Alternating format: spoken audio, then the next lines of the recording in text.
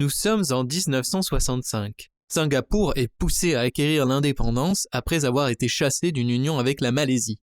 Voici à quoi le pays ressemble aujourd'hui. Si vous regardez les chiffres, de 580 km² dans les années 60 à 720 km² en 2017, vous vous rendez compte que la superficie de Singapour a augmenté de près de 25% en seulement 52 ans. C'est incroyable, mais l'évolution de ce minuscule grain de poussière en Asie du Sud-Est à un plus grand grain de poussière n'a pas été sans défi ni controverse. Aujourd'hui, Singapour est l'aboutissement de récupération des terres qui ont commencé dès le début des années 1800.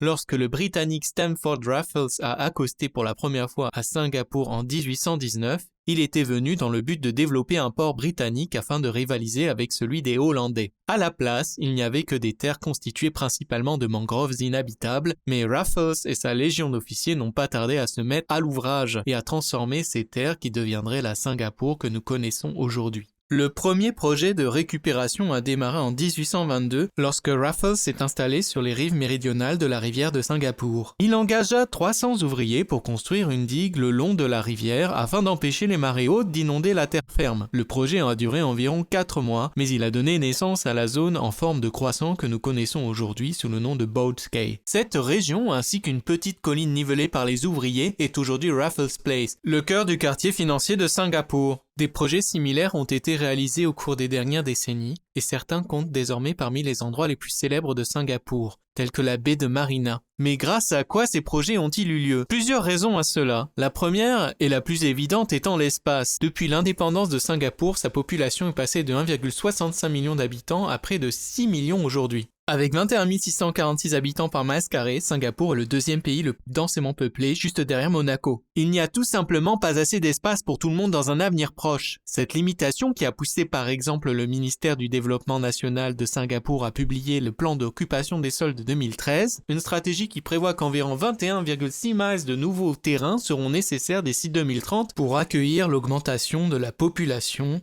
à 6,9 millions d'habitants. La deuxième raison est la peur de se noyer. En effet, à cause du dérèglement climatique, le niveau de la mer autour de Singapour devrait s'élever à plus d'1 mètre d'ici 2100. Le risque n'est peut-être pas aussi grand pour les pays comme les Maldives ou les Pays-Bas, mais 30% du territoire de Singapour, y compris le quartier central des affaires, se trouve à moins de 15 pieds au-dessus du niveau de la mer. Et ces zones sont susceptibles d'être inondées en raison de l'élévation du niveau de la mer. Cela ne semble pas être un problème pour l'instant, mais ça en sera un à l'avenir.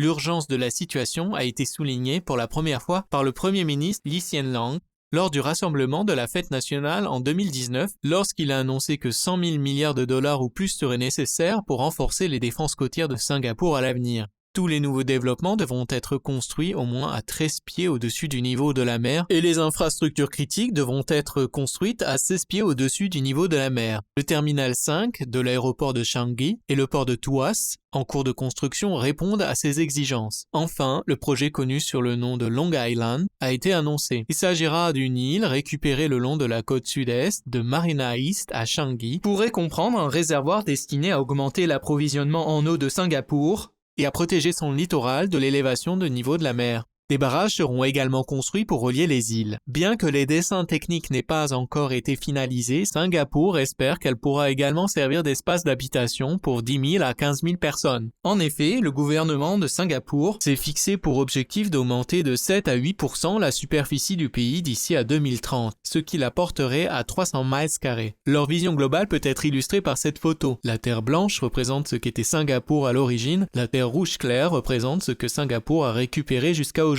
et la terre rouge foncée représente ce que Singapour prévoit de récupérer à l'avenir. Comment fonctionne la poldérisation? Tout d'abord, malgré la terminologie consacrée, les terres ne peuvent pas être récupérées sur l'océan par la magie des droits souverains. Elles doivent être construites. Pour l'essentiel, la méthode de poldérisation utilisée par Singapour consiste à remplir une zone avec de grandes quantités de roches lourdes et ou de ciment, dont une grande partie est constituée de sable, puis à la remplir d'argile et de terre jusqu'à ce qu'elle atteigne la hauteur souhaitée.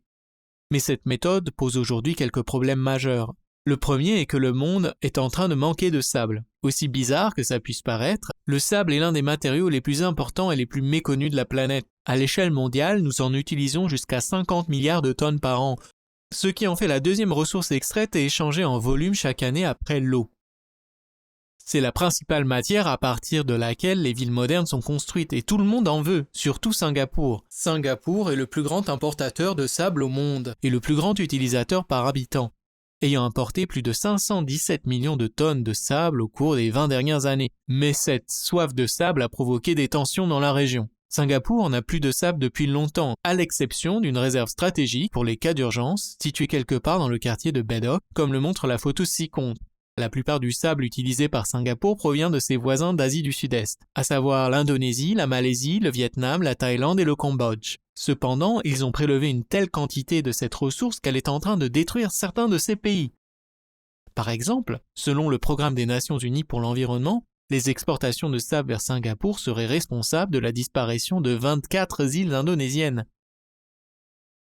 N'oublions pas qu'il faut 37,5 millions de mètres cubes de sable, soit environ 1,4 million de camions à benne, pour créer un nouveau terrain de 0,6 km. Cela revient à transférer des territoires d'un pays à l'autre. En conséquence, la plupart des voisins de Singapour ont interdit l'exportation de sable vers Singapour, ce qui les oblige à se tourner vers d'autres pays comme le Myanmar, la Chine et les Philippines. Un autre problème majeur est que pour que la poldérisation fonctionne, il faut détruire complètement la biodiversité. La poldérisation détruit les fonds marins lorsqu'ils sont extraits de la mer pour être transformés en terre ferme. Les récifs coralliens qui abritent des millions d'espèces végétales et animales dans les océans sont également détruits au cours du processus. Avant la poldérisation des terres de Singapour, les récifs coralliens couvraient une superficie estimée à 39 miles carrés. En 2002, ce chiffre avait chuté à 21 miles carrés et aujourd'hui il en est environ de 3,86. Lorsque Stanford Raffles est arrivé à Singapour en 1819, le territoire était composé à 13% de mangroves. Aujourd'hui, il n'en reste que 0,5%, soit une perte de 96%. Le reste étant essentiellement constitué de terrains militaires ou publics. Qu'est-ce que cela signifie? Ce que j'essaie de dire, c'est que cette méthode de récupération des terres n'est pas viable à long terme. Voici maintenant la technique de l'empierrement. Depuis 2016, Singapour a commencé à adopter une autre méthode de mise en valeur des terres, connue sous le nom de la méthode du développement des polders. Cette méthode a déjà été utilisée avec succès par les Pays-Bas dès le XIVe siècle. Mais le plus intéressant dans cette méthode est qu'elle nécessite moins de sable pour fonctionner. Cette photo décrit les différences probablement mieux que je ne pourrais le faire. Au lieu d'utiliser simplement plus de sable pour élever la terre, on crée plutôt une grande digue pour empêcher l'eau de mer d'atteindre la terre, connue sous le nom de polder, tandis que des drains, des systèmes de pompage d'eau et des canaux contrôlent le niveau de l'eau.